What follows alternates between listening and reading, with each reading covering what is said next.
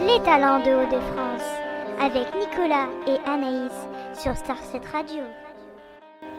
Bonsoir tout le monde, bienvenue chers auditeurs, chères auditrices pour cette 5e émission, Les talents des Hauts-de-France. Nous accueillons les Amis de la Lune et nous accueillons Damien. Bonsoir Damien. Bonsoir, vous allez bien? Bonsoir à tous les auditeurs de Star 7 Radio du coup. Ça va très bien et toi? Oui. Très bien, très bien. On fait avec, on va dire, avec cette période un peu difficile, mais bon, on avance quand même.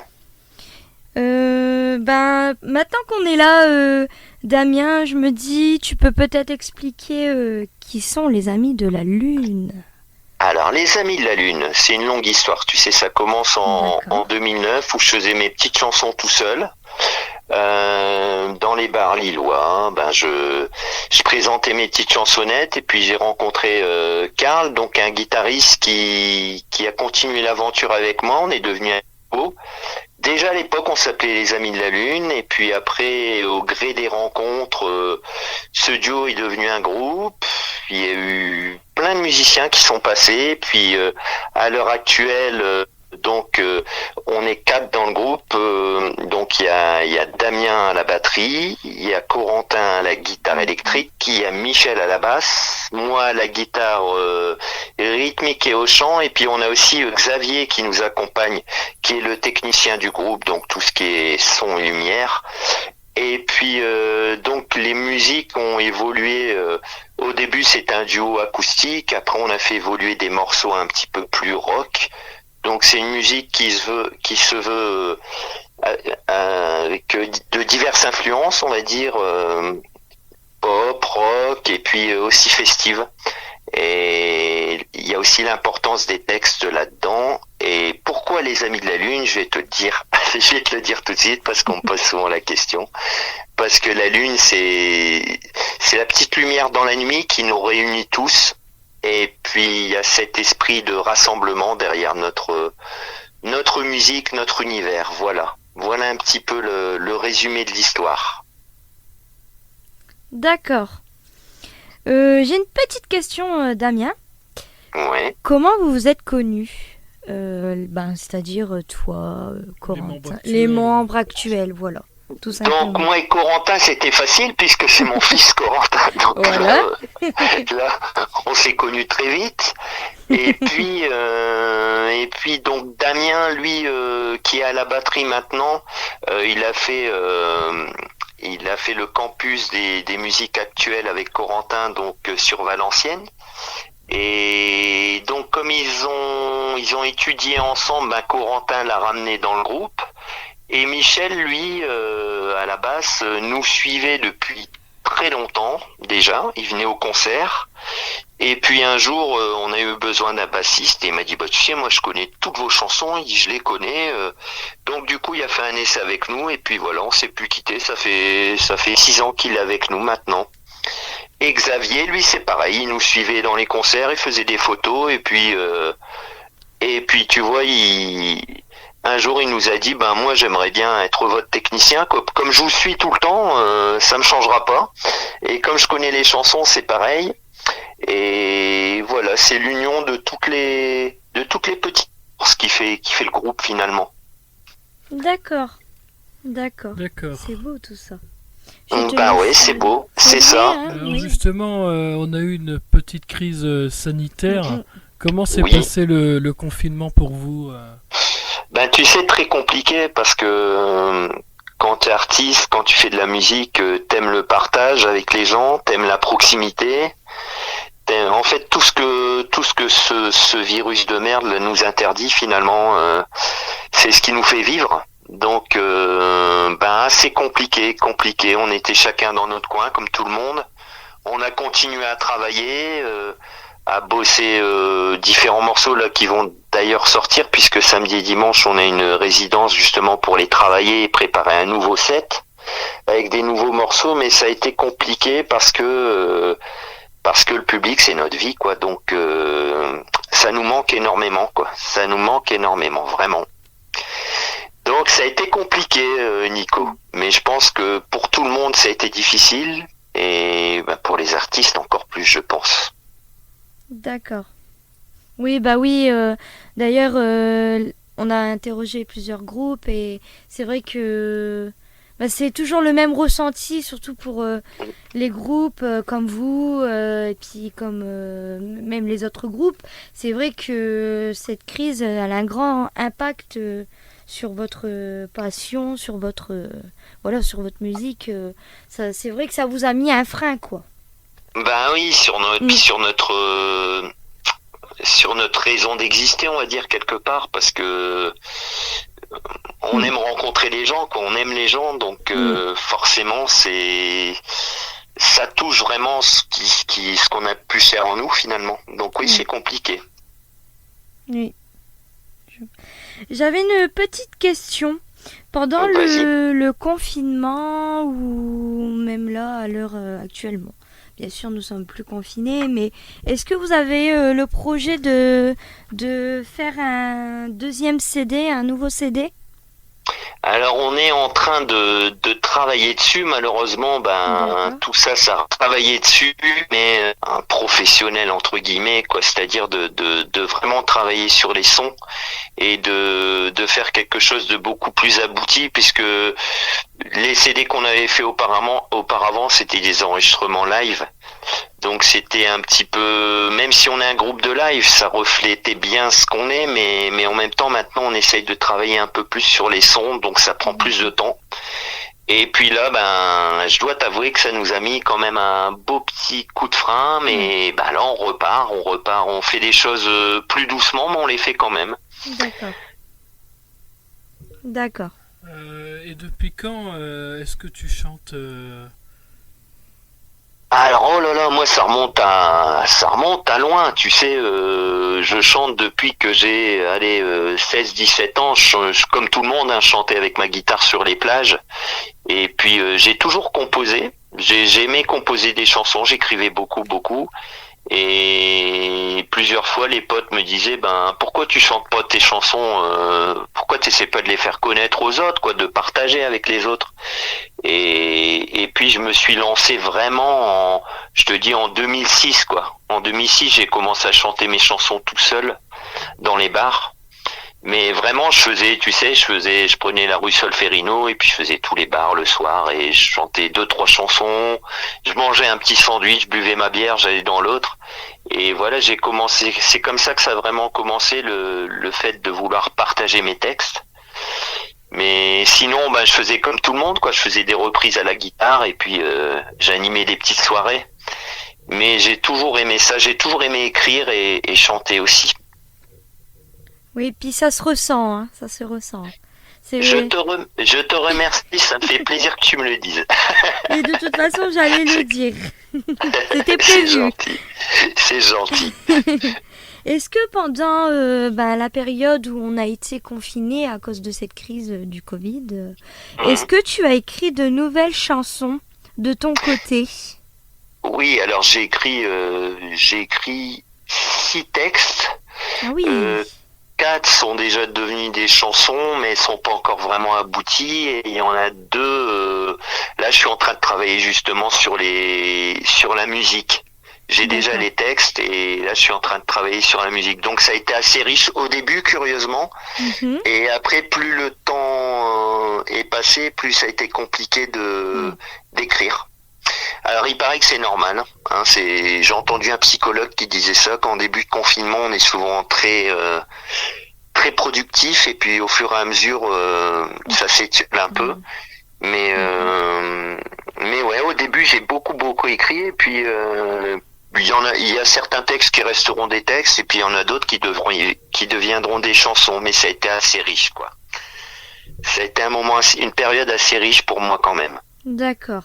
Alors, qui t'a donné justement la passion de chanter ? Alors, la passion de chanter, tu sais, j'écoutais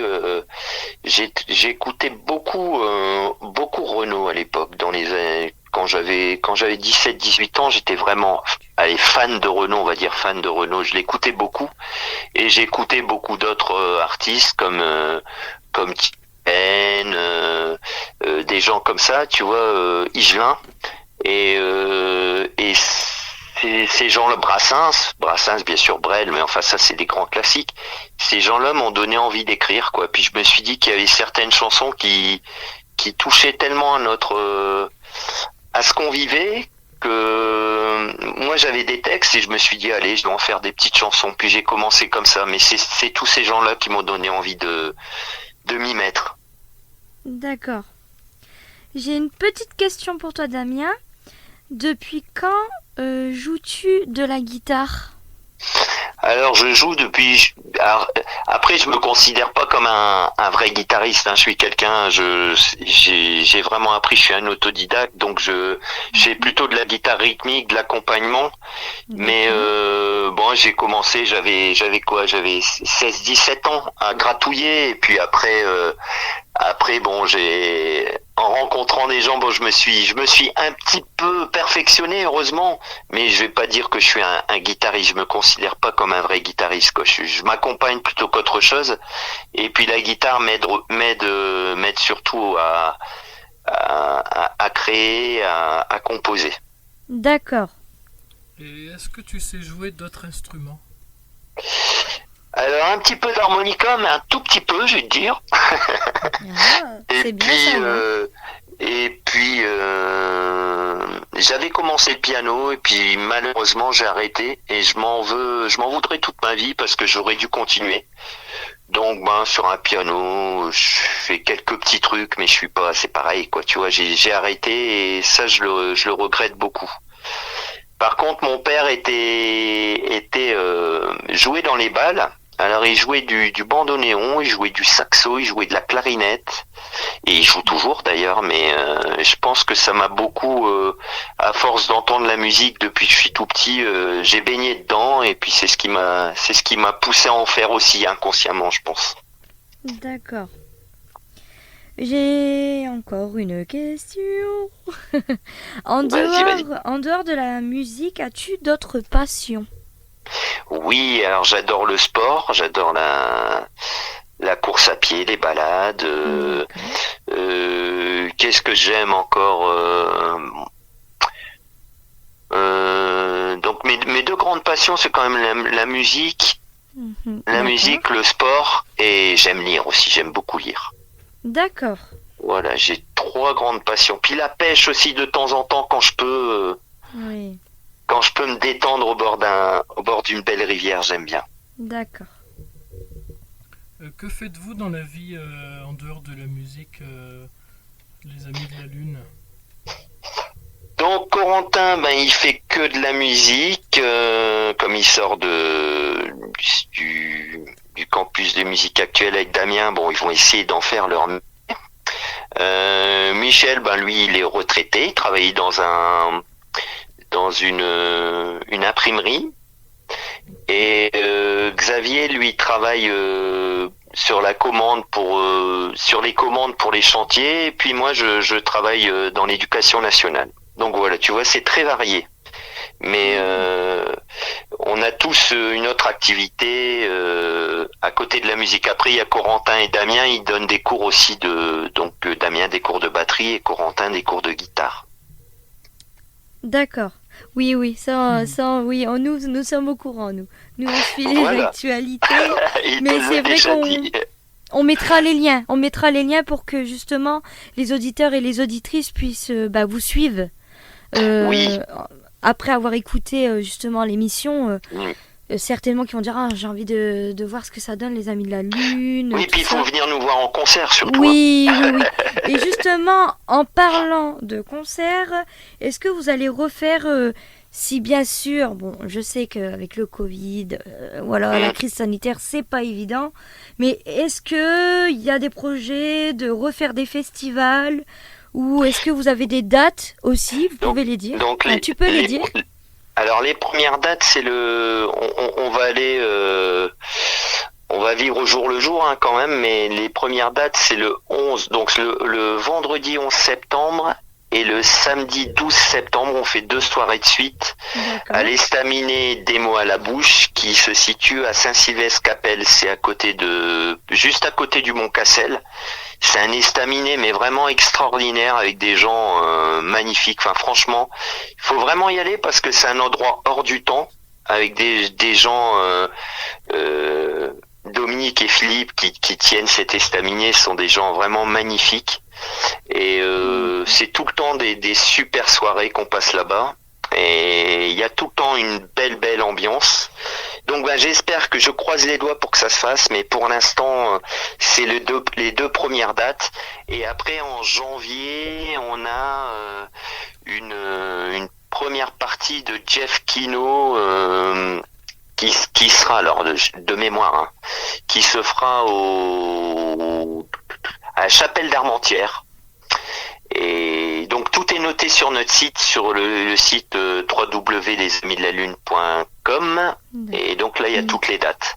Mais je t'ai donné les deux premières, comme ça c'est sûr, parce que comme là c'est plutôt jour le jour, on n'arrive pas trop à se projeter après. Hein. D'accord. Mais il n'y a pas de souci. De toute façon, je mettrai le lien du site en question. Comme ça, les personnes pourront aussi voir de leur côté. Il n'y a pas de souci. On partagera tous les liens. Il n'y a pas de souci. D'accord, nickel. J'ai une autre question. Vas-y. Je vais gâter aujourd'hui. Ah oui. Est-ce que les Amis de la Lune préparent un nouveau clip ou un clip en ce moment?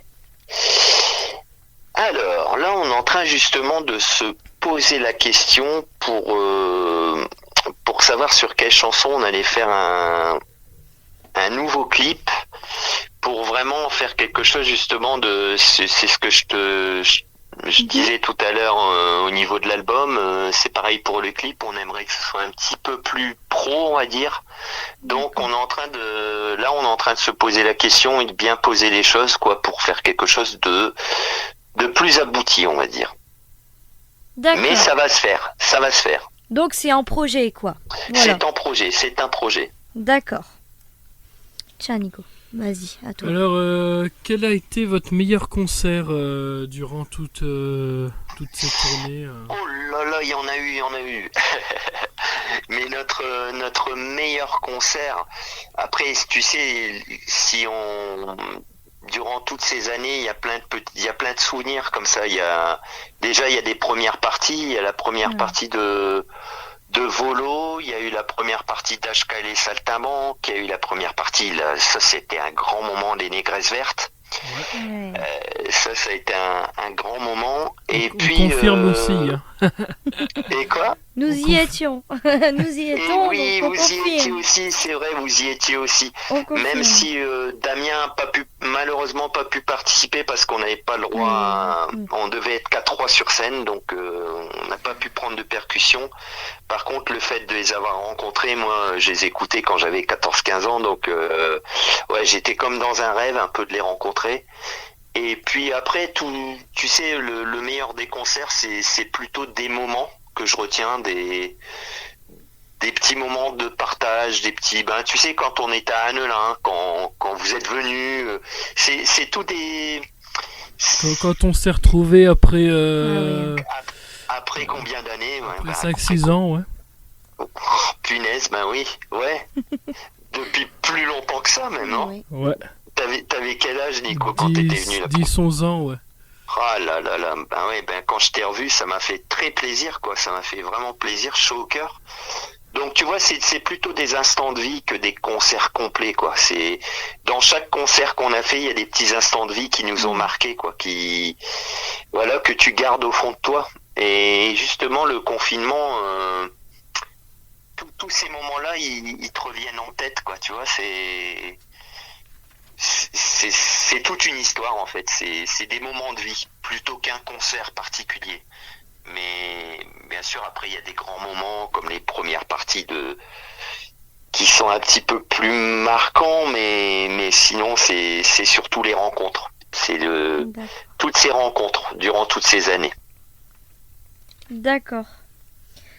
Je voulais demandais aussi, justement, quand on parle de ces moments de vie, la complicité avec le public, est-ce que tu as un souvenir ou une anecdote qui t'a vraiment marqué, c'est-à-dire où tu as vu vraiment le public, je sais pas si par exemple tu as une idée, c'est-à-dire un souvenir là quand on dit ça, qui te vient en tête et qui te dit oui, je me souviens d'un moment, il y avait le public qui faisait telle et telle chose. Ouais. Alors, Est-ce que tu as un petit moment d'anecdote? On t'écoute. Ce qui me marquera vraiment toute ma vie, ce que je garderai toujours en tête, c'est l'année dernière, on a fait le Festival des Verts Solidaires. Et juste avant de rentrer sur scène, il y a eu un orage, mais quand je te dis un orage, c'était le déluge, quoi. Juste avant de rentrer sur scène, il y a eu du vent, de la pluie, l'orage. Et en rentrant sur scène, avant de rentrer sur scène, j'ai regardé Corentin, j'ai regardé Michel, j'ai regardé Damien, je leur ai dit, ben, il y aura personne, quoi. Manque de bol, on passe à la mauvaise heure, quoi. Il y a un orage, il y aura personne. Et puis écoute, on est monté sur scène et tout le monde était là devant la scène. Les gens étaient torse nus, il pleuvait, il tombait des cordes et les gens dansaient. Et il y avait une fille qui dansait devant la scène. Et quand je la regardais en chantant, je me disais, ben le bonheur finalement c'est ça. On dit toujours, tu sais, c'est pas le bonheur, c'est pas d'attendre le beau temps, c'est d'apprendre à danser sous la pluie. Et quand je les ai vus devant moi, je te jure, j'avais les larmes aux yeux parce que c'était l'image du bonheur pour moi. C'était ça. C'était c'est pas le temps qui importe, quoi. C'est prendre le moment comme il vient. On va dire que la musique, à l'instant. Oui, Voilà. puis la musique, l'appel de la musique, pour quelqu'un qui est vraiment amoureux de la musique, je veux dire, c'est plus fort que tout, on va dire, peu importe le temps, voilà quoi, on y va, on est là pour passer un bon moment, et puis en plus, justement, de cette anecdote, justement, il me semble qu'il y avait des extraits qu'on a pu voir, et justement, on a pu voir justement les personnes qui étaient émerveillées de vous voir sur scène. Et oui. Oui, et quand tu t'es sur scène et que tu vois ça, que tu ressens ça, c'est... Ben, tu prends une claque, mais dans le bon sens. Dans le bon sens. Tu prends plein d'amour, quoi. Tu reçois plein d'amour. Et de ce fait, tu comprends pourquoi t'as envie de donner de toi pour tous ces gens-là, quoi. Voilà, c'est comme quand quand je vois Nico qui était tout petit et puis que je revois maintenant, ben ça me touche parce que je me dis c'est des histoires de vie, c'est ça la vraie vie pour moi, c'est la passion, c'est toutes ces valeurs-là, la passion. Et puis moi, c'est vrai que je t'ai découvert, Damien, j'ai découvert les Amis de la Lune, grâce à Nico, Neulin. voilà, grâce à Nico, à Neulin, oui. Oui, C'était et ça vrai. c'est merveilleux, c'est merveilleux, c'est des moments... Très très bons souvenirs.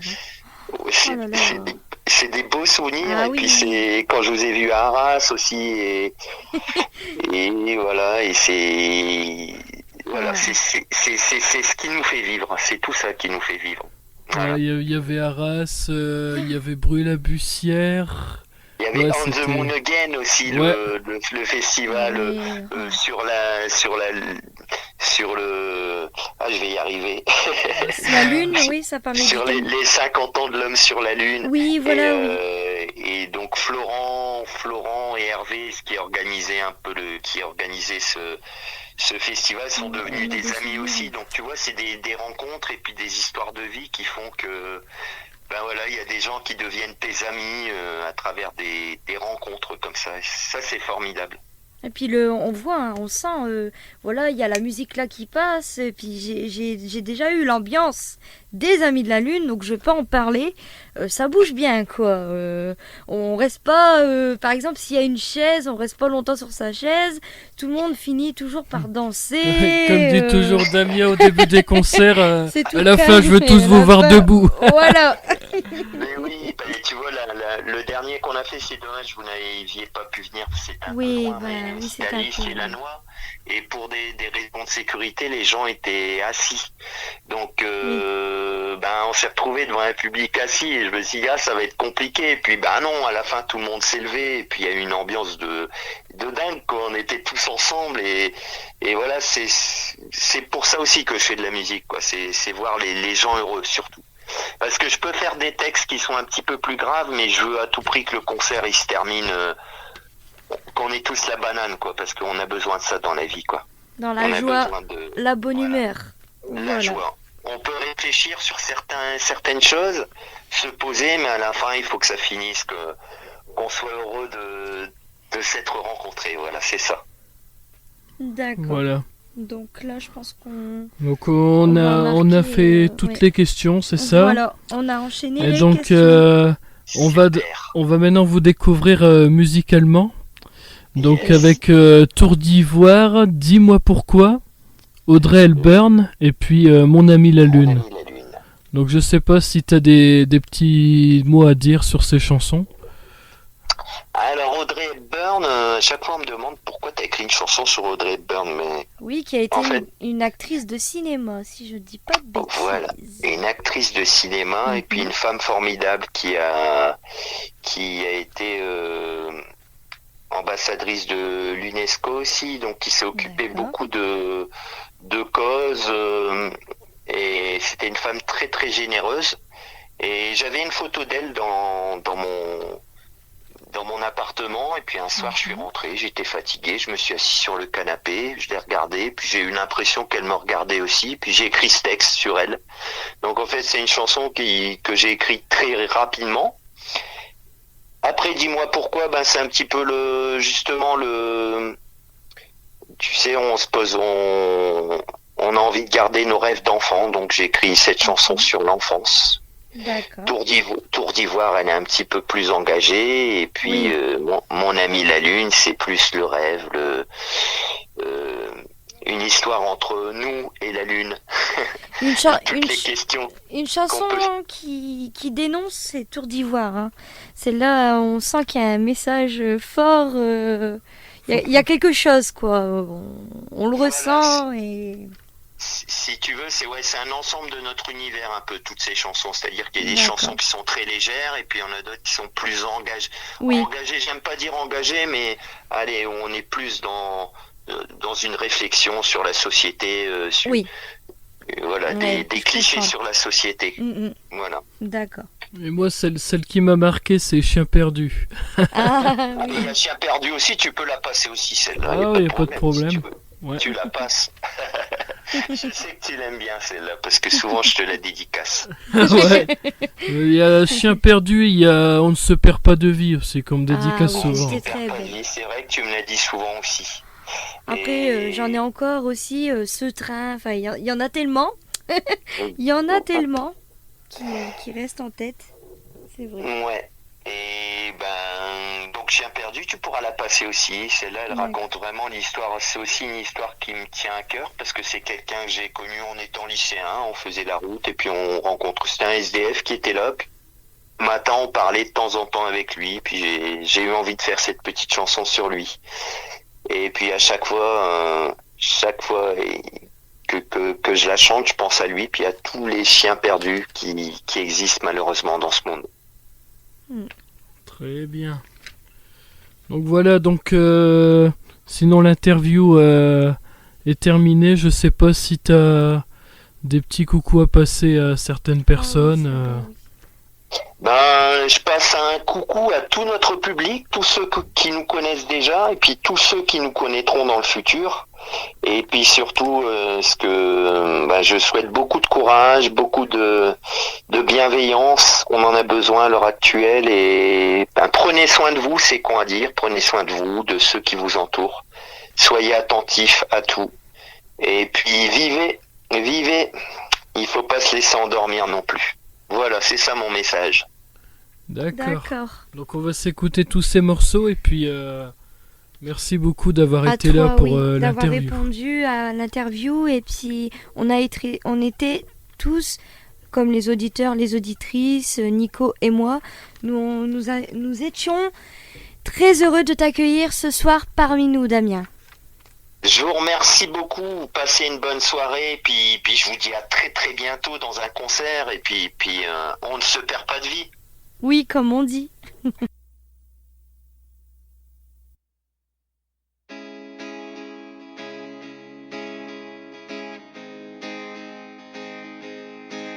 Houston, we see you on the steerable, over. Roger, Eagle, done dot. Roger, how does it look? Houston, we see you on the steerable, over. Houston, we see you on the steerable, over. Houston, we see you on the steerable, over. En regardant la lune, je lui ai dit, tu m'importunes, tu ne brilles pas que pour moi et ça je ne le supporte pas.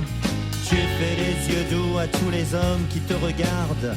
Moi j'ai l'air de quoi minable à t'admirer comme ça, à te lorgner comme un con du coin de mon balcon, à me demander où t'es parti dès que la nuit pâlit. Quand t'es blonde tu m'éblouis et tu me donnes le tournis. Quand t'es rousse tu m'éclabousses de ta beauté chérie.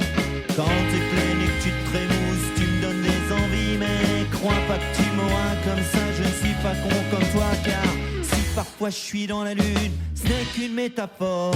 J'ai déjà bien trop rêvé, pour nous deux c'est mort.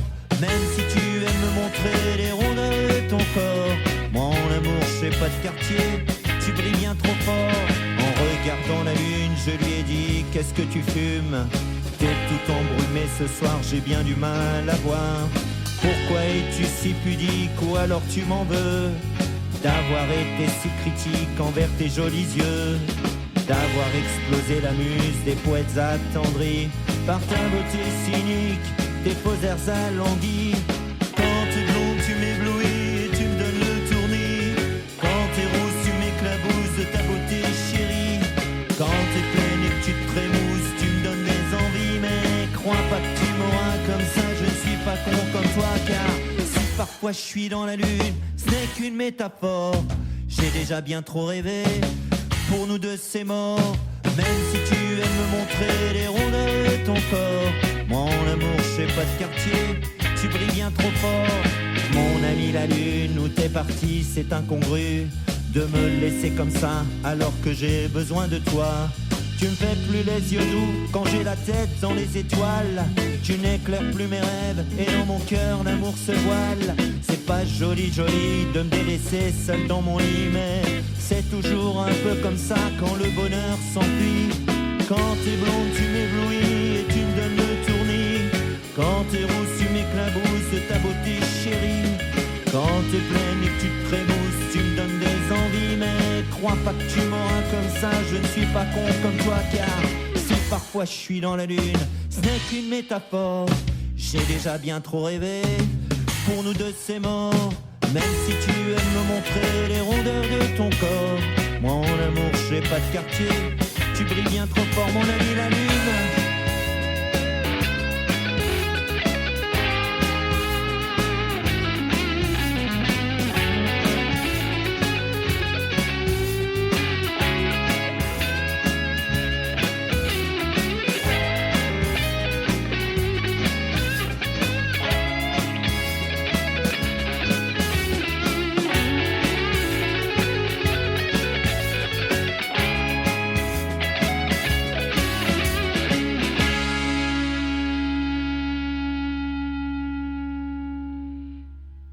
Il y a ceux perchés bien haut qui n'auront jamais besoin d'une main tendue, d'un conseil, d'un sourire.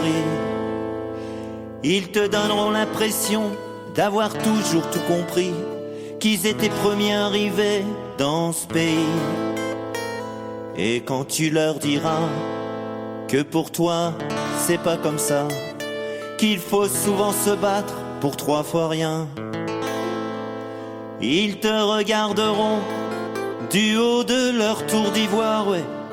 Ils te regarderont mais sans te voir. Descends un peu, descends un peu, viens donc faire un tour chez les gueux. Descends un peu, tu verras mieux. Il y a ceux un peu plus bas qui entendront parfois ta voix, comme touchés par la grâce te répondront. Ils te diront que aussi avant ils étaient comme toi quand ils payaient leur loyer et leur bagnole.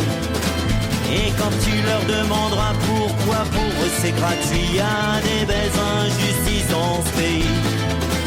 Ils te diront gentiment qu'ils ont des frais de fonctionnement à 200 mètres carrés tout simplement. Descends un peu, descends un peu, viens en faire un tour chez les gueux. Descends un peu, tu verras mieux.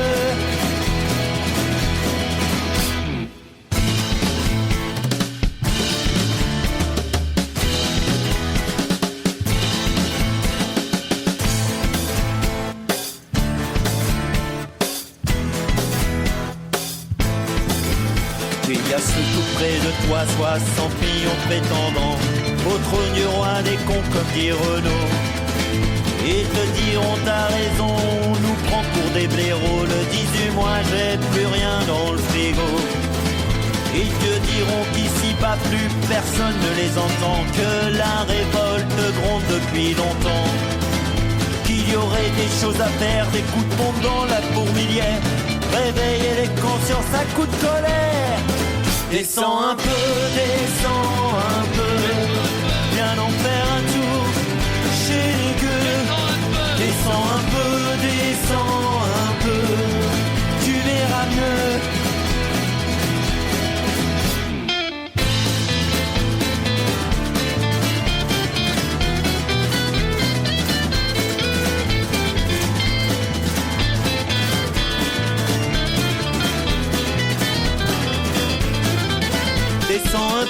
Descends un peu, viens donc faire un tour chez les gueux.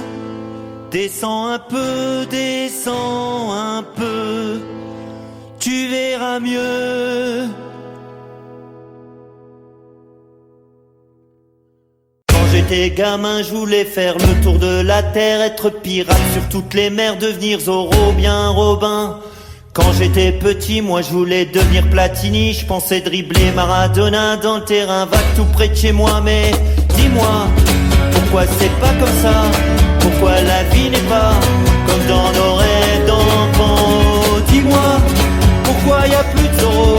Il a vendu sa cape pour des euros.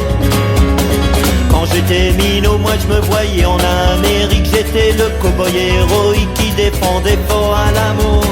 Quand j'étais petit, les Indiens étaient les méchants, j'allais comprendre beaucoup plus tard, fallait pas croire toutes ces histoires. Mais dis-moi, pourquoi c'est pas comme ça?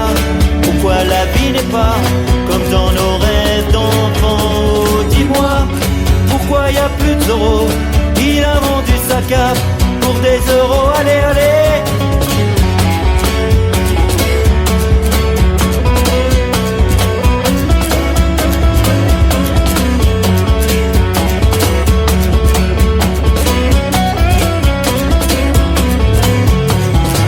Dans la vie j'ai compris que quand j'étais petit on me racontait bien des histoires de sorcières et puis de placards. La boule à zéro, moi je me suis retrouvé à Berlin, commandé par des blaireaux qui ne connaissaient même pas Merlin. Mais dis-moi, pourquoi c'est pas comme ça? Pourquoi la vie n'est pas comme dans nos rêves d'enfants? Oh, dis-moi, pourquoi y a plus de Zorro? Il a vendu sa carte pour des euros. Puis aujourd'hui j'aime plus le costard de Platini, Maradona fait plus rêver, la cocaïne l'a trop taclé. Comme quoi dans la vie faut parfois savoir rester petit et voir la vie comme les enfants pour garder ses rêves longtemps. Mais dis-moi, pourquoi c'est pas comme ça? Pourquoi la vie n'est pas comme dans nos rêves d'enfants? Oh, dis-moi, pourquoi y a plus de Zorro? Il a vendu sa carte pour des euros, allez les gars, allez.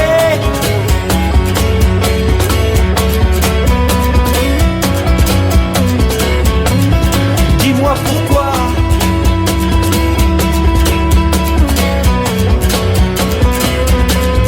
Dis-moi pourquoi.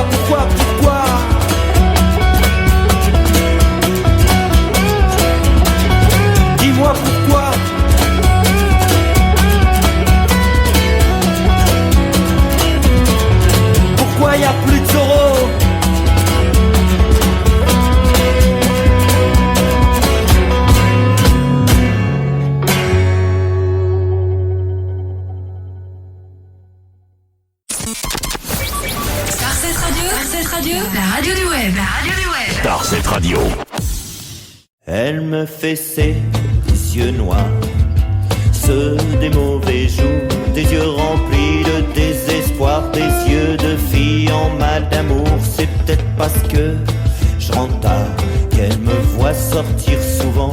Je lui donne pas d'explication, mais que fait-elle quand je suis absent? Les yeux d'Audrey Hepburn me regardent de travers, son silence me glace quand j'ai la tête à l'envers. Les yeux d'Audrey Hepburn me font tout un cinéma.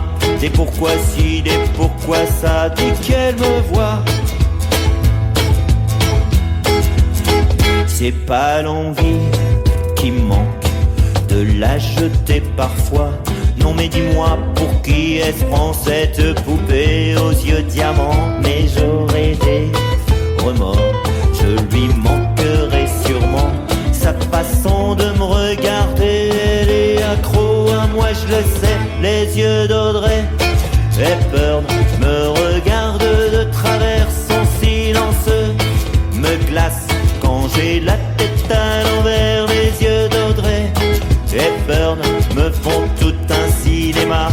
Pourquoi si et pourquoi ça, dès qu'elle me voit. Plus je la regarde et moins j'ai envie de la chiffonner.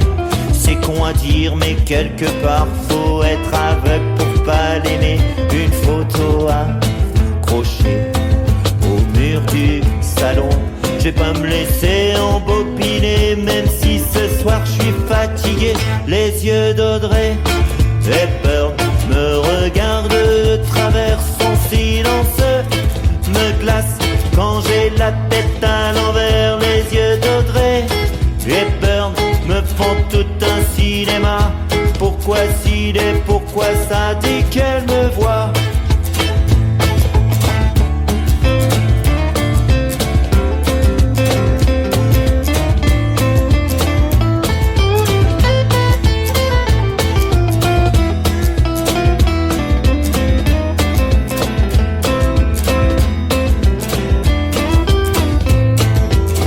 Les yeux d'Audrey Hepburn me regardent de travers, son silence me glace quand j'ai la tête à l'envers. Les yeux d'Audrey Hepburn me font tout un cinéma. Des pourquoi si, des pourquoi ça, dès qu'elle me voit. Voilà, c'est fini la chanson.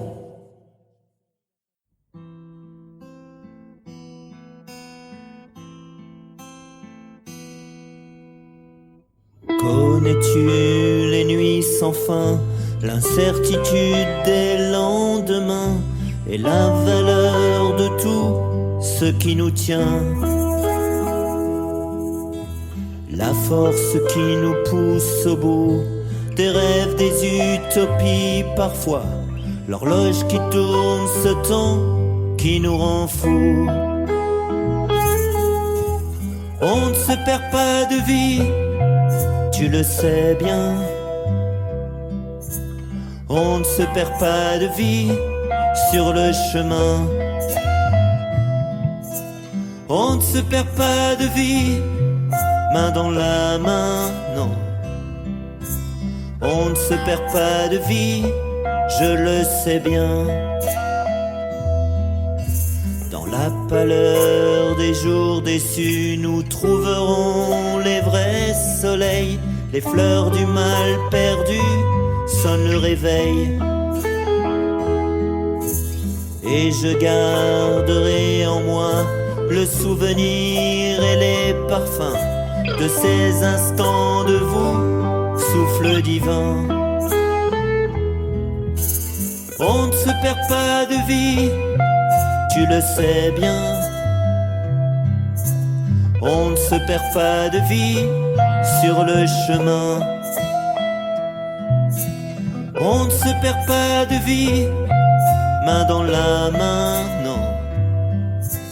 On ne se perd pas de vie, je le sais bien.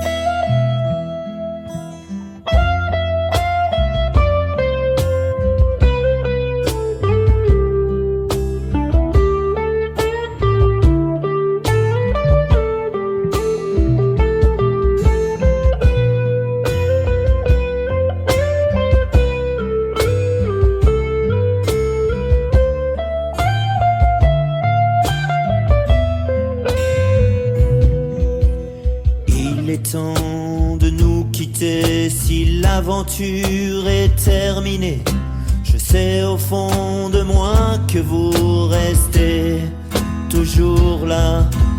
Prenez tous les bons chemins, rendez-vous dans un autre train. On se retrouvera, toi et moi. Des deux mains, on ne se perd pas de vie, tu le sais bien. On ne se perd pas de vie sur le chemin. On ne se perd pas de vie, main dans la main. On ne se perd pas de vie, je le sais bien.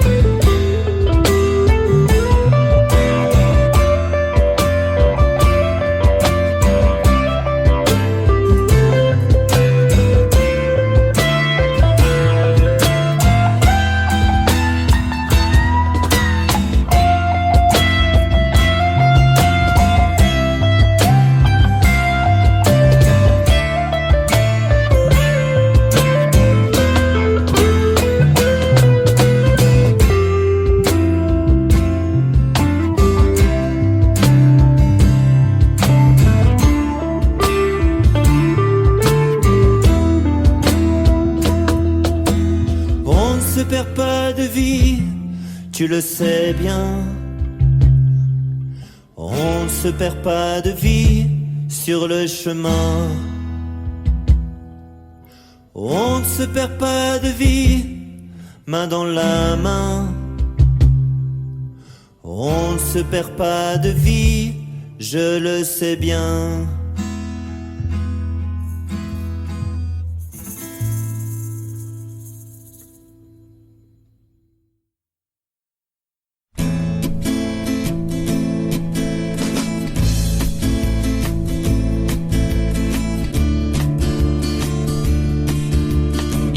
Dans la rue de la gare, un peu perdu, un peu anard, les yeux baissés, les mains aux poches, fracassées. Il disait connaître Jacques Messrine, que sa maison était en ruine, et tout en marchant il chantait déjanté. Vivre libre ou mourir, tel est le refrain de ma vie. Vivre libre ou partir, faut pas risquer de s'endormir. Alors moi, quand la nuit vient là, moi je suis bien.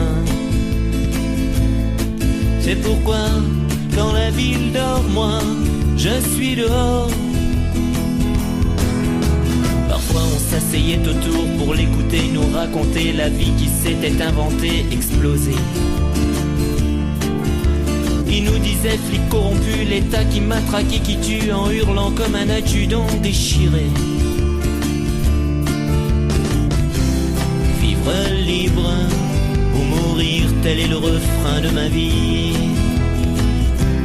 Vivre libre ou partir, faut pas risquer de s'endormir. Alors moi, quand la nuit vient là, moi je suis bien. C'est pourquoi, quand la ville dort, moi je suis dehors. Salut les mômes, c'est pas le tout, mais faut que je consomme pour oublier ce monde pourri déphasé. Il repartait en titubant, pantin perdu entre les gens, en criant tout en s'éloignant aux passants. Vivre libre ou mourir, tel est le refrain de ma vie. Vivre libre ou partir, faut pas risquer de s'endormir. Alors moi, quand la nuit vient là, moi je suis bien. C'est pourquoi, quand la ville dort, moi je suis dehors. Je ne sais pas ce qu'il est devenu, on avait 15 ans un peu plus, on surnommait Che Guevara en se marrant. J'avais 15 ans, peut-être un peu plus, et j'ai gardé au fond du cœur ce petit refrain qui m'a laissé chien perdu. Vivre libre, mourir, tel est le refrain de ma vie. Vivre libre, partir, faut pas risquer de s'endormir. Alors moi, quand la nuit vient là, moi je suis bien.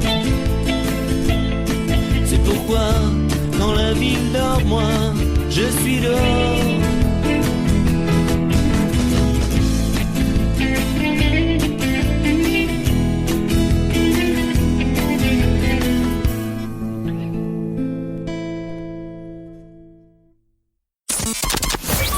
Starset Radio, la radio du web.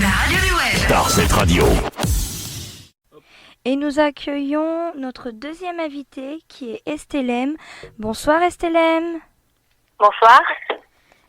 Vous allez bien? Très bien, et vous? Très bien, et les auditeurs et les auditrices, je pense que c'est pareil.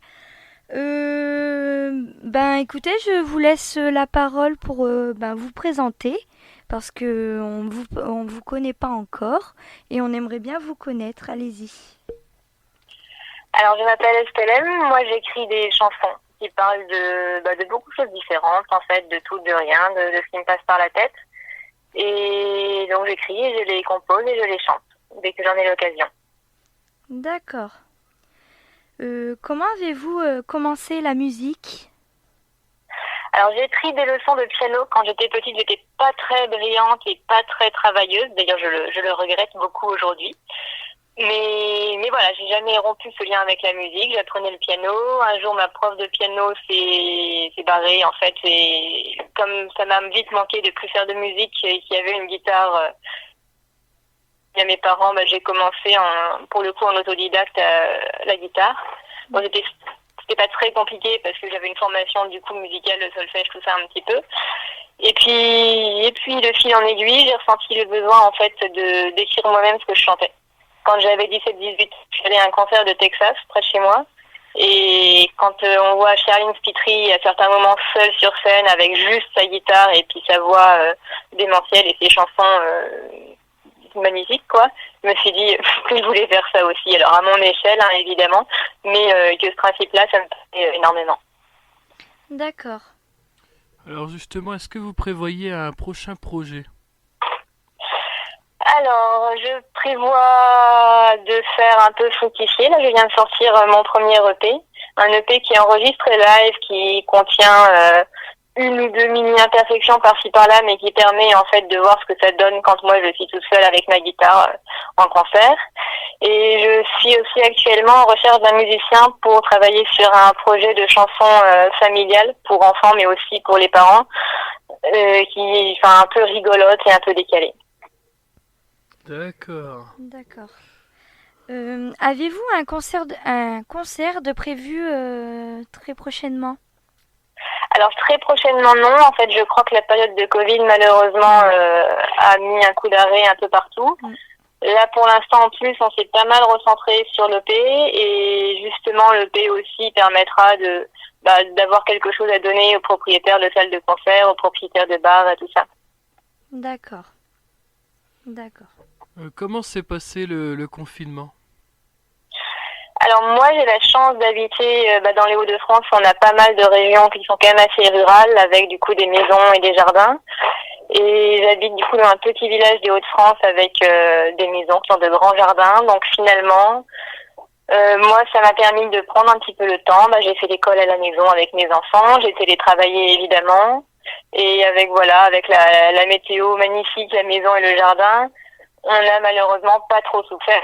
Je suis allée faire un concert dans les béguinages de Saint-Quentin, en fait, pour les personnes âgées qui avaient été très isolées par le confinement. Mmh. Et après, quand le confinement s'est terminé, que les fêtes de la musique, on peut s'organiser à la dernière minute, je suis allée jouer à la fête de la musique à la basilique de Saint-Quentin. D'accord, c'est très très bien tout ça. Oui. J'ai une question pour vous. Quelles sont vos influences musicales? Alors, mes influences musicales, elles sont assez... Il y a le volet chansons françaises. Avec, moi, j'ai beaucoup écouté Alain Souchon, surtout quand j'étais petite. Mais vraiment, je connais les chansons par cœur. Elles me parlaient beaucoup. Et j'ai vraiment grandi avec ça. D'accord. Et par la suite, j'ai écouté des chanteuses suédoises à variété, mais mi-chemin entre variété et folk, un peu comme Anna Ternheim. J'ai eu ma période pop-rock aussi, avec Texas et tout ça, quand j'étais plus jeune. J'ai aussi pas mal écouté de rock, alors ça se sent moins, parce que moi, quand je suis toute seule avec ma guitare pour jouer, forcément, on peut pas non plus faire de trucs trop incroyables toute seule avec sa guitare acoustique. Mais voilà, je dirais, c'est vraiment le trio chansons françaises, folk et rock, même si le rock s'entend, je pense, moins dans mes chansons actuelles. D'accord. Que fais-tu à part la musique? Alors moi, je ne vis pas de la musique, malheureusement, mais je suis enseignante dans un collège dans les Hauts-de-France. D'accord. Qui vous a donné envie de créer de la musique? Je pense que c'était vraiment le coup de cœur au concert de Texas. Je pense que vraiment Fanny Pitry qui arrive, qui chante ses chansons. Alors en plus, elle arrive, il n'y a vraiment pas d'artifice. Elle était à peine maquillée, elle avait des habits vraiment pas recherchés, elle était pas spécialement coiffée. C'était vraiment juste sa guitare, les chansons. Et c'était incroyable. Et moi, c'est vrai que j'ai toujours bien aimé, en fait, conceptualiser des trucs. Quand je me suis mariée, faire toute la déco, les petits jeux du mariage, ça m'a éclaté. Pour mes enfants, on fabrique des petits jeux, des machins. Et c'est vrai que penser à un truc, le conceptualiser et après le créer, moi, c'est un truc qui me parle, en fait. Et comme pour la musique, j'ai conscience que ma force est plutôt dans l'écriture de paroles que dans l'interprétation. Enfin, je veux dire, je suis une interprète correcte, mais j'ai pas la voix de Maria Carey. J'ai une voix normale, quoi. Et je pense que vraiment mon point fort, c'est dans l'écriture. D'accord. Donc on va faire déjà une première coupure. Donc on va écouter les morceaux suivants. Donc il y a Amar, Quand Robert Plant, Jean Racine et Tu parles Charles. Donc je sais pas si tu as des petits mots à dire sur ces chansons. Alors Amar, c'est une chanson de pure amitié que j'ai vraiment écrite pour un ami il y a 10 ans qui était en train de changer pas mal de vie et je voulais vraiment l'encourager à s'épanouir dans les nouvelles voies qu'il avait choisies. Et je suis contente parce qu'apparemment elle parle à pas mal de gens, donc ça me fait vraiment plaisir. Quand Robert Plant, Jean Racine, c'est vraiment une chanson qui parle de rien. C'est vraiment une suite de jeux de mots en fait. Et moi j'aime beaucoup écrire pour dire n'importe quoi. C'est m'amuser vraiment avec les mots, je trouve. J'aime vraiment ça. D'accord. Et du coup, c'est une chanson que j'aime vraiment beaucoup chanter. Et Tu parles Charles, c'est une chanson en fait à laquelle j'ai pensé quand j'ai regardé pour la première fois Cendrillon avec ma fille. Donc moi je le connaissais, mais c'était la première fois qu'elle regardait. Et puis je me suis rendu compte finalement que dans le conte, alors évidemment il y a la magie, ça c'est normal dans les contes, mais qu'il y a plein de trucs très logiques dans l'histoire. Et comme ça m'a amusée, je me suis dit que voilà, c'était un bon sujet de chanson. Alors cette chanson, au départ, je l'avais écrite justement pour mon projet d'enfance de chanson familiale.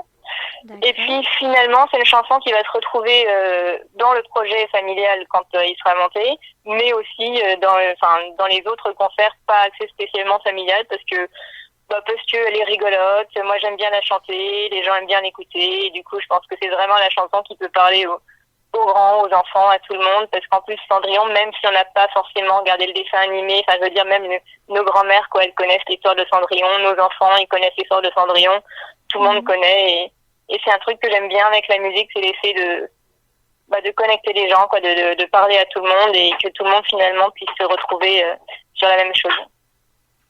D'accord. Donc on va tout de suite passer à l'écoute de ces 3 morceaux et on se retrouve juste après.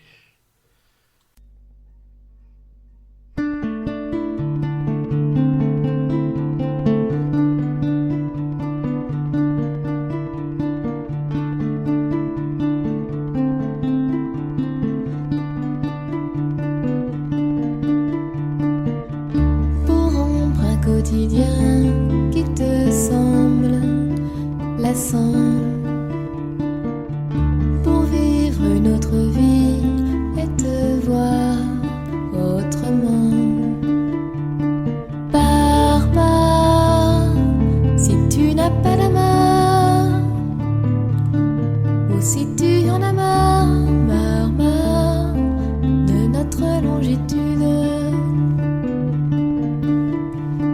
J'espère que par-delà les mers, il n'y aura ni jours amers, ni nuits d'incertitude.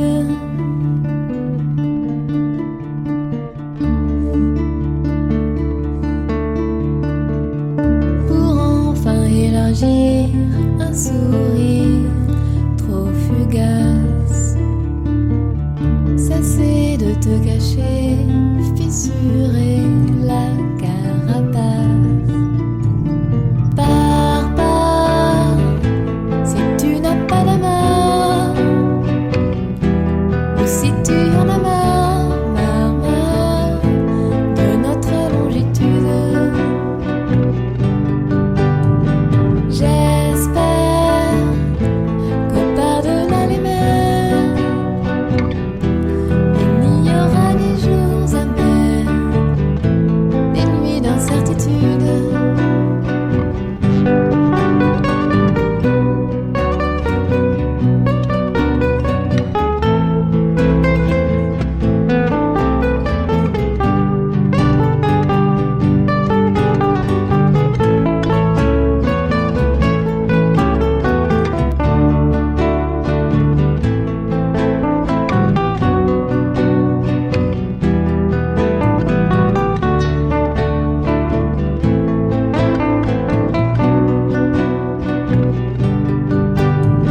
J'espère que par-delà les mers, il n'y aura ni jours amers, ni trop de solitude.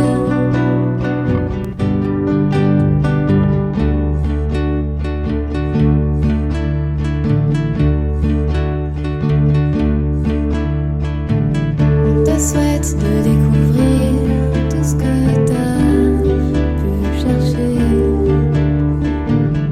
et de voir aboutir chacun de tes projets.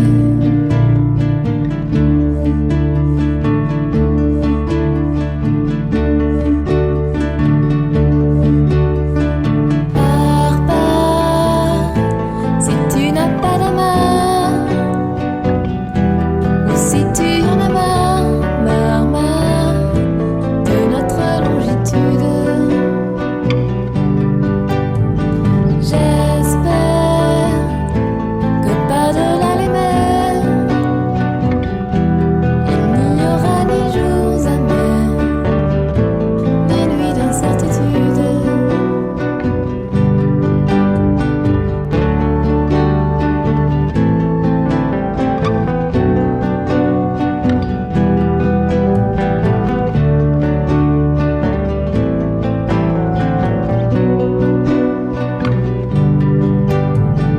Pars, pars, si tu n'as pas d'amour, ou si tu en as marre, marre, marre de notre longitude.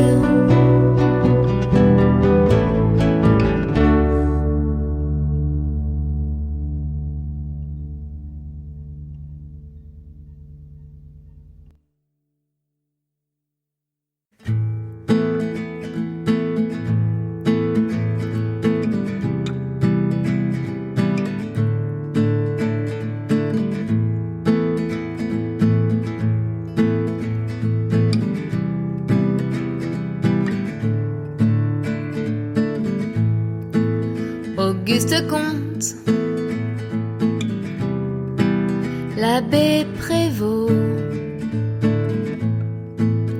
et Raymond Barre, ce que France Liszt, quand Robert Plant et que d'un pouce François Verdi et Jean Racine, Charles Trenet, René Lacoste, Catherine Laborde, mais Simone Veil.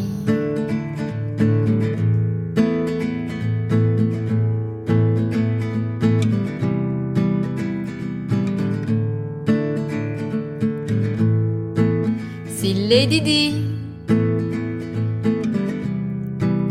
Eugène Lacroix et Johnny Cash mais Beyoncé. Quand Hugo Boss et Eugène Sue, Nathalie Baye, même Marc Lavoine, Nicolas Boileau, Pierre Laval, Bernard Laporte, Christine Lagarde.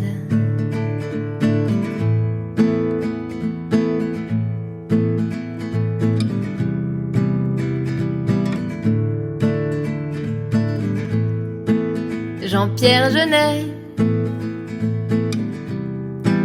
pourtant James Dean, si Omar Sy, le cousin Ponce, quand Félix Faure et Saint John Perse, Charles Martel, puis George Bush, quand Alain Ray, Marie-Paul Bell et Louis Braille, quand Dali Cool, Alphonse Sallet, Georges Marchais, Bernard Henry, Lévy,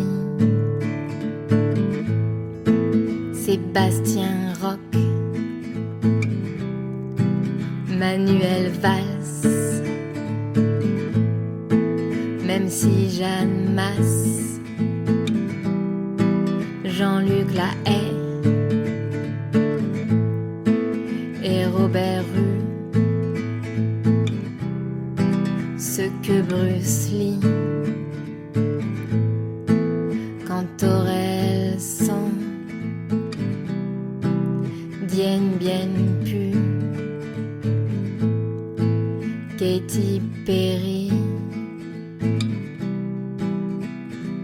Jean Santerre.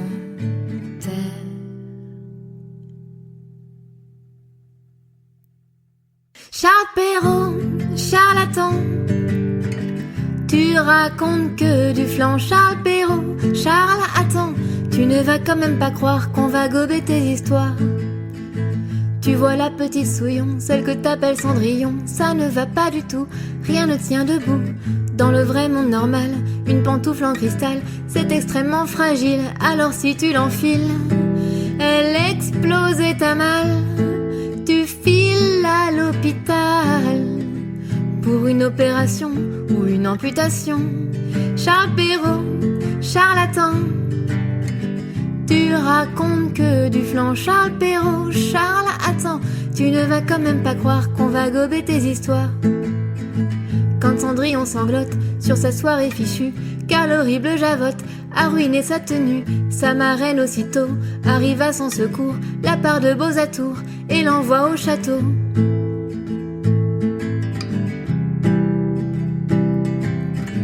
Mais ça fait des années que la pauvre Cendrillon déambule en haillons et se fait malmener. Elle a vécu cette gosse toute une enfance atroce. Alors bonne fée, faut voir car à bien lire l'histoire. Vraiment je ne crois pas que la fée soit sympa. Sinon qu'est-ce qu'elle faisait quand sa filleule souffrait? Charles Perrault, charlatan, tu racontes que du flan. Charles Perrault, Charles, attends, tu ne vas quand même pas croire qu'on va gober tes histoires. Aux 12 coups de minuit, quand Cendrillon s'enfuit et quitte la salle de bal en semant une sandale, le prince charmant s'élance, mais elle tient la distance et grimpe dans sa citrouille quand il rentre bredouille. Mais tu parles, Charles, tu parles, Charles, dans n'importe quel château, il y a des tas de gardes, pour eux c'est du gâteau d'attraper la fuyarde. Charles Perrault, charlatan, tu racontes que du flan. Charles Perrault, Charles, attends, tu ne vas quand même pas croire qu'on va gober tes histoires. Que Cendrillon soit belle, je n'en suis pas si sûre. Des tas d'autres avant elle ont testé ses chaussures. Pas une seule ne parvint à chausser l'escarpin. Au vu des bottillons, les pieds de Cendrillon doivent être ridicules, tant ils sont minuscules. Ou bien ils sont énormes, voire même difformes. Charles Perrault, charlatan, Tu racontes que du flan Charles Perrault. Charles, attends, tu ne vas quand même pas croire qu'on va gober tes histoires. Charles Perrault, charlatan. Tu racontes que du flan Charles Perrault. Charles, attends, tu ne vas quand même pas croire qu'on va gober tes histoires.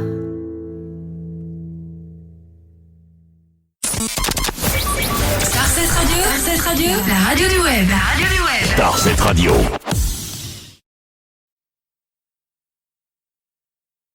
Oh, que de bons sons dans les oreilles. Nous reprenons les questions avec Estelem. Alors, depuis quand joues-tu de la guitare? Alors, je crois que j'avais quelque chose comme 17 ans quand j'ai commencé à choper la guitare de mes parents et essayer de voir comment ça marchait. Avez-vous d'autres projets hors musical? Oui. Alors, moi, j'ai actuellement des enfants qui ont entre 2 ans et demi et 6 ans. Donc, ils sont dans l'apprentissage de la lecture ou qui, du coup, savent lire depuis peu. Et comme j'ai finalement bricolé pas mal de petites choses pour les aider, je vais essayer d'éditer ça, en fait. D'accord. Pourquoi le nom Estelem? Alors, parce que mon prénom, c'est Estelle. Et un jour, vraiment au lycée, dans une salle informatique, j'ai pas pu mettre mon prénom parce qu'il était déjà pris. Donc j'ai collé la première lettre de mon nom de famille derrière mon prénom, ça a donné Estelem. Et j'ai trouvé que ça sonnait très bien. Et depuis du coup que j'ai 15 ans ou 16 ans, dès que je bricole un truc, je faisais pas encore spécialement de musique à l'époque, sauf mes cours de piano, mais je créais pas, quoi. Mais dès que je bricole un truc, en fait, je mets ce nom-là. Et c'est vrai que ça m'est resté, je trouve qu'il sonne bien, et puis comme ça c'est mon prénom, mais pas totalement, donc c'est un peu moi, mais c'est pas complètement moi non plus. Donc ça dissocie un petit peu la personne que je suis dans la vie avec la personne que je suis sur scène, mais pas beaucoup. Donc c'est vraiment un entre-deux qui m'a plu. D'accord. Avez-vous fait des rencontres artistiques? Quels sont les meilleurs souvenirs que vous avez eus? Alors, artistiquement, moi je me souviens avoir travaillé avec la Maison de la Culture de Cauchy. Enfin, je dis travailler, mais en fait c'était surtout du plaisir. On était des amateurs, c'était le week-end et c'était des super moments. Mais c'était aussi des moments, voilà, où on a beaucoup travaillé musicalement. C'était sur un projet sur Alain Leprest qui était chapeauté par Gérard Morel. Et là, c'était un énorme coup de cœur musical. Parce que Gérard Morel, je pense que c'est mon parolier préféré maintenant du monde entier. Mais je le connaissais pas du tout à l'époque. On s'est rencontrés sur ce projet, les premiers jours, chacun a chanté ses chansons. Donc lui, à la fin, il a chanté ses chansons et moi, je suis tombée mais béate d'admiration. Et je pense que c'est la plus grande rencontre artistique que j'ai faite. Surtout qu'à la fin du projet, j'ai eu l'occasion de chanter sur scène une des chansons avec lui en duo. Et là, j'étais mais comme une groupie lambda, quoi. C'était vraiment la fête. D'accord. Comment composes-tu tes chansons? Alors, il n'y a pas spécialement de règles. Parfois, j'avais la musique d'abord, parfois, j'avais les paroles d'abord.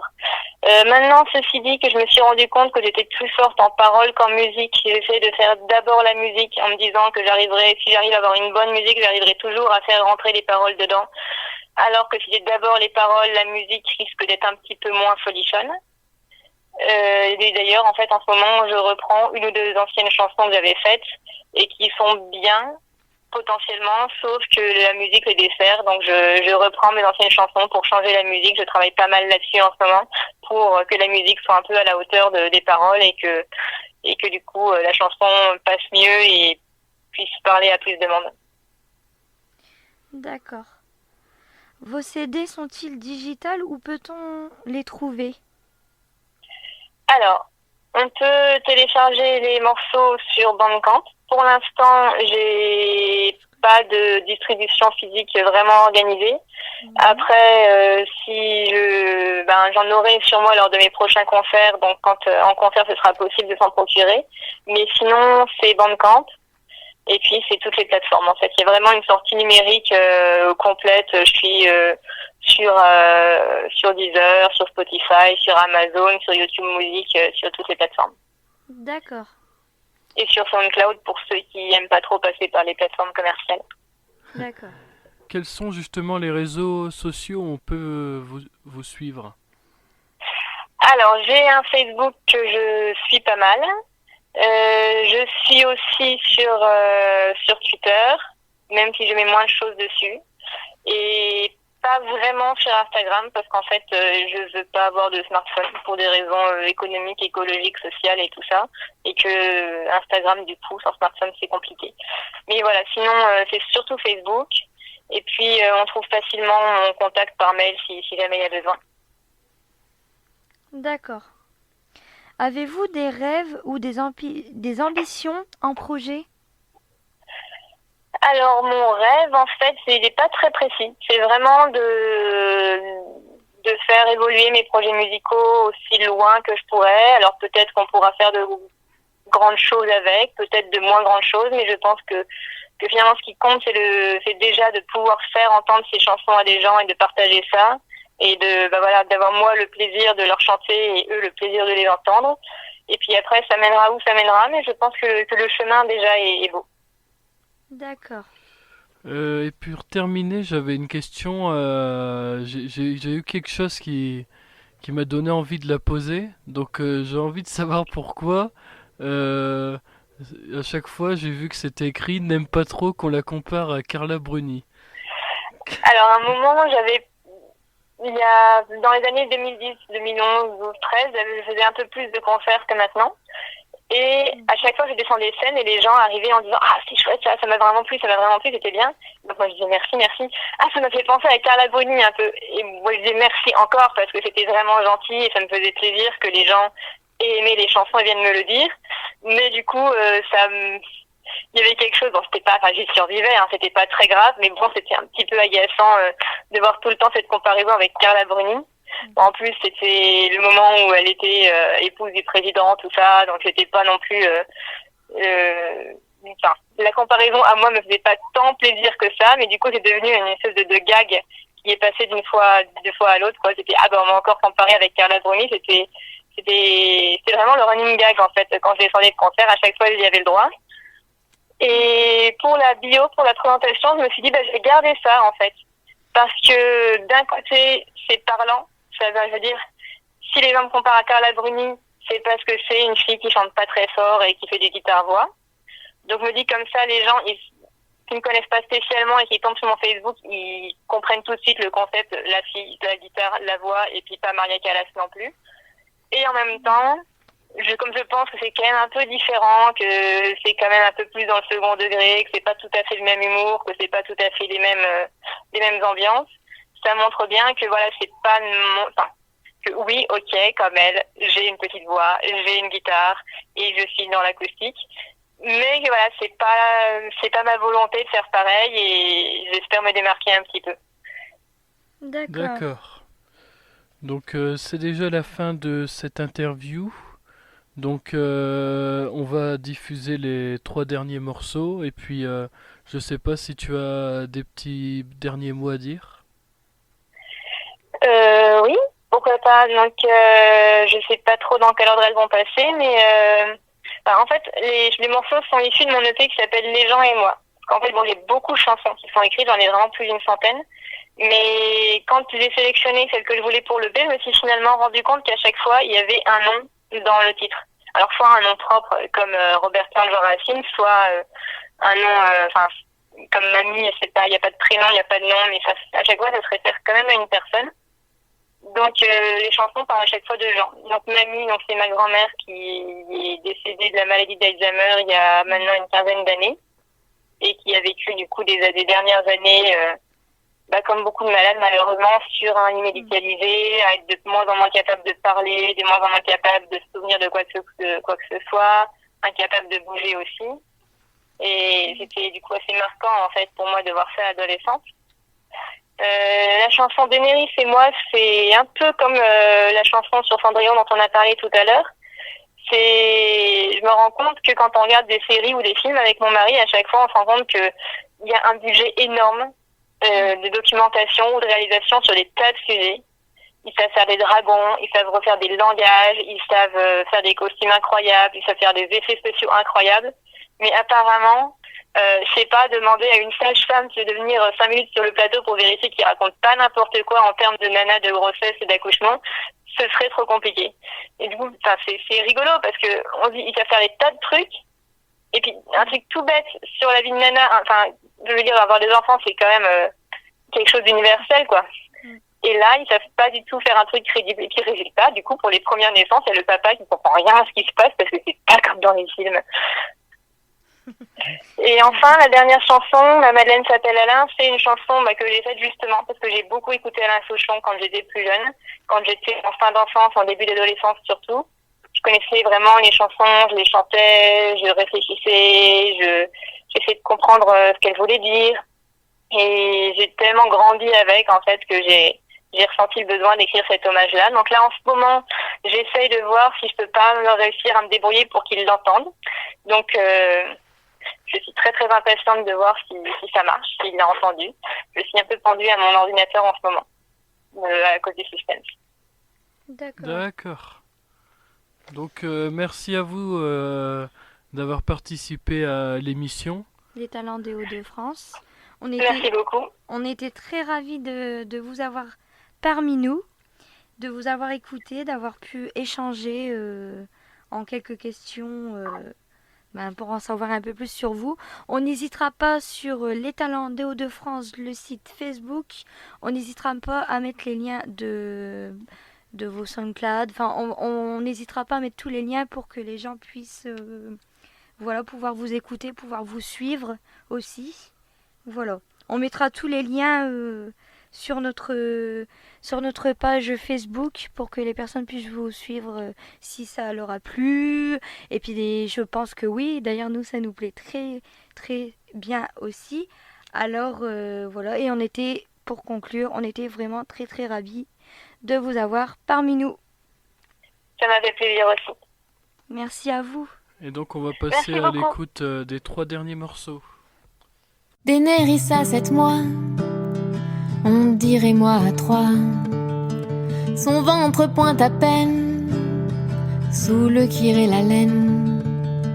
Assise sur sa jument, aux côtés de son cal, elle chevauche vaillamment de longues heures sans escale. On comprend, on comprend, on comprend. Les scénaristes sont des hommes, les scénaristes sont des hommes. On comprend, on comprend, on comprend. Les scénaristes sont des hommes et qui sont pas très au courant.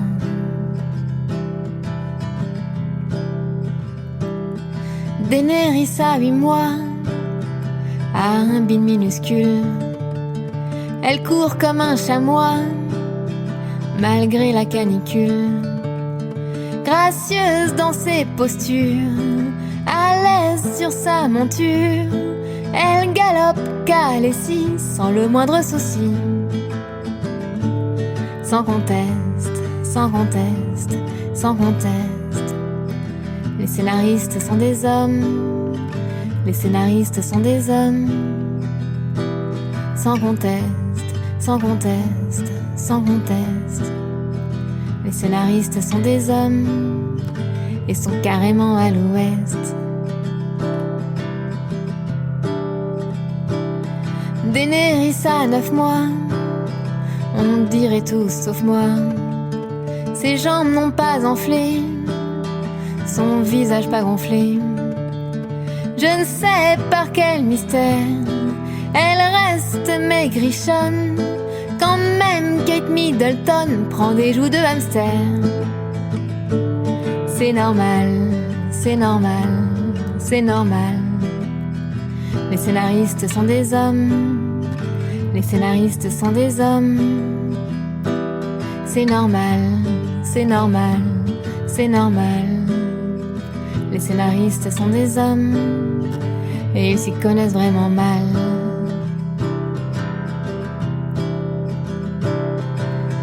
Les scénaristes sont des hommes et ignorent manifestement à peu près tout du déroulement d'une grossesse et d'un accouchement. Il aurait suffi que les mecs se donnent la peine d'aller fuiner quelques minutes et bouquiner dans l'allée d'une bibliothèque, qu'ils coécrivent avec des femmes ou qu'ils questionnent des connaissances sur ce qui se passe chez les dames avant et après une naissance, quand l'équipe est si compétente qu'elle produit des dragons crédibles.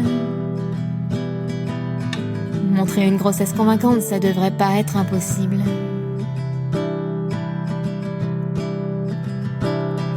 Peu après l'accouchement, Daenerys aisément promène sa taille de guêpe aux confins de sa steppe. C'est sur son ventre plat, pas une seule vergeture. Serait-ce une imposture du lobby Mustela? C'est normal, c'est normal, c'est normal. Les scénaristes sont des hommes, les scénaristes sont des hommes. C'est normal, c'est normal, c'est normal. Les scénaristes sont des hommes et ils s'y connaissent vraiment mal. C'est couru, c'est couru, c'est couru. Les scénaristes sont des hommes, les scénaristes sont des hommes. C'est couru, c'est couru, c'est couru. Les scénaristes sont des hommes et sont carrément à la rue. Sans conteste, sans conteste, sans conteste. Les scénaristes sont des hommes, les scénaristes sont des hommes. Sans conteste, sans conteste, sans conteste. Les scénaristes sont des hommes, mais sont carrément à l'ouest.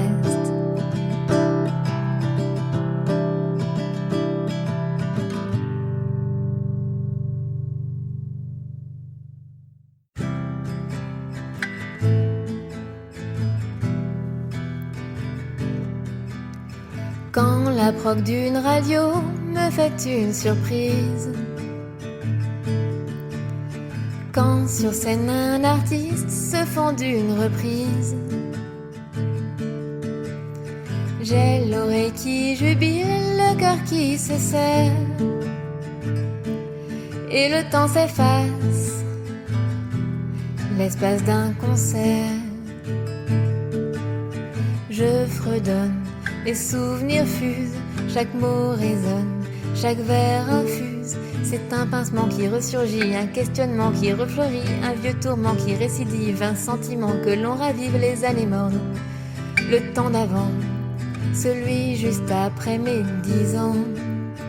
Et toutes ces années, j'ai biberonné au même refrain. Pour penser mes peines, moi ma Madeleine s'appelle Alain.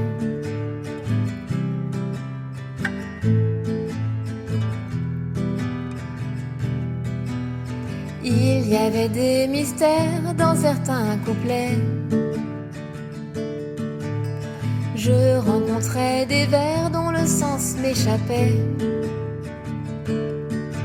C'est quoi le pipe chaud, le vécu, et ça déchale les 6 écus. Qui est Somerset Maugham, que sont des nouvelles pour dames, le couvercle à Baudelaire, puis les gravats d'avant-guerre, et surtout qu'est-ce qu'un I just go with my pince à vélo. Et toutes ces années, j'ai biberonné au même refrain. Pour penser mes peines, moi ma Madeleine s'appelle Alain. C'est un mélange d'envie et de mépris à l'égard des cadors, la frustration de se sentir toujours un peu en dehors. C'est le cœur qui se brise au gré des chagrins d'amitié, le suivisme qui mène à rien sauf à ne plus compter.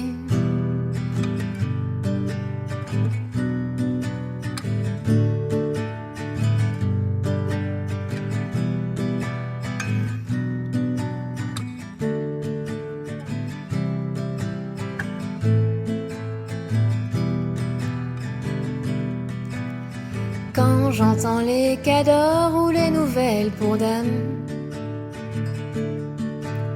j'entrevois le passé, son sel et ses lames.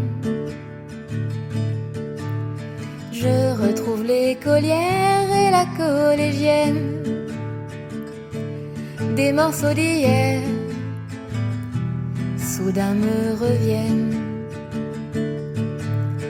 Et toutes ces années, j'ai biberonné au même refrain. Pour penser mes peines, moi ma Madeleine s'appelle Alain. Je me suis souvent demandé ce qu'est un bagat de l'ambiway, les poulaillers d'acajou, les belles basses-cours à bijoux, les rivières sur les jours qui coulent, ou un cluc-cluc babacool, les pots qui vous font la peau, ou un hidalgo tango.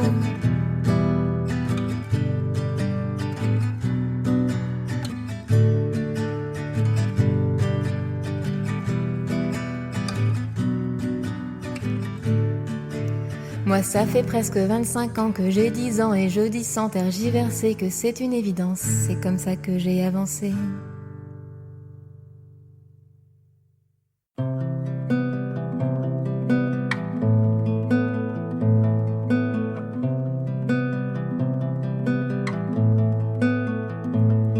Ça fait des années que l'on sait que jamais t'ira mieux. Y a plus rien d'autre que de la détresse dans le creux de tes yeux. Je sais que quand j'étais petite, t'avais pas mal d'amis. Vous faisiez du Scrabble, souvent l'après-midi, mais ça fait belle lurette que t'as plus la moindre amie mamie. Un jour, de manière compulsive, tu t'es mise à marcher. Sans but, mais sans pause jusqu'au jour où tes forces sont lâchées. Assise puis allongée, tu ne peux plus bouger, t'essayes de moins en moins. Même les spasmes se font rares dans tes bras et tes mains. Et ça c'est plus une vie, même plus une demi-mamie. Tu ne quittes plus ce salon sinistre une seule fois de l'année.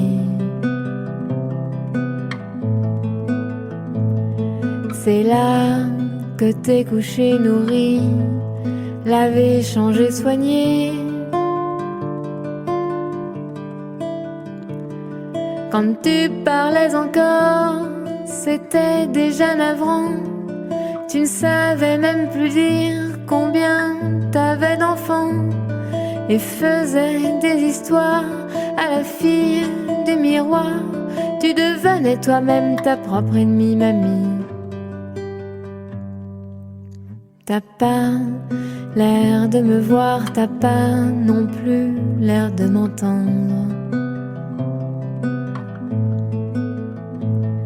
T'as plus grand chose à espérer, ni plus rien à attendre. Tu ne peux plus parler, tu ne sais même plus sourire.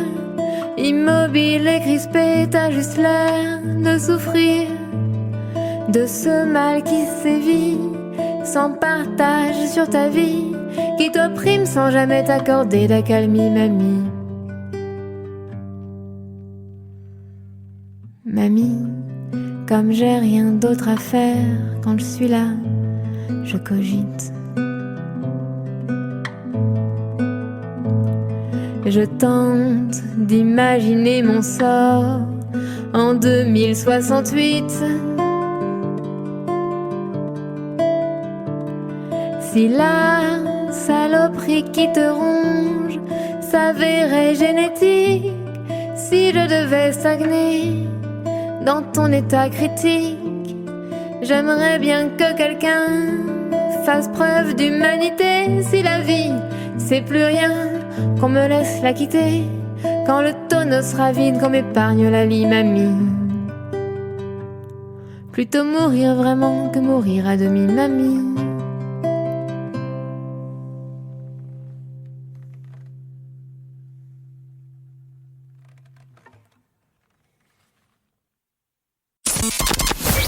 Star 7 Radio, la radio du web. Star 7 Radio.